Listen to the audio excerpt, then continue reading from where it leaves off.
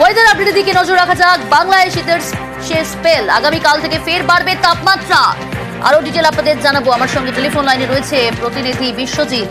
বিশ্বজিৎ, তাহলে বাংলায় শীতের শেষ স্পেল, আগামীকাল থেকে তাপমাত্রা বাড়বে, শীত বিদায়?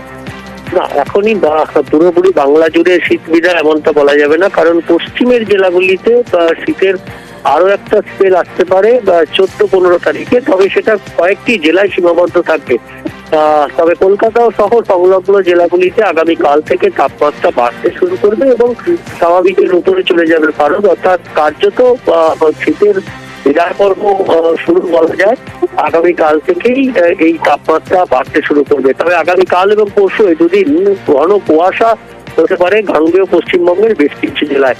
উত্তর ও দক্ষিণ 24 পরগনা এবং পশ্চিম মেদিনীপুর সহ পশ্চিম বর্ধমান বেশ কয়েকটি জেলাতে ঘন কুয়াশার দাপট থাকতে পারে। আগামীকাল এবং পরশু এই দুদিনের মধ্যে একদিন ঘন কুয়াশার দাপট থাকতে পারে। বেশ।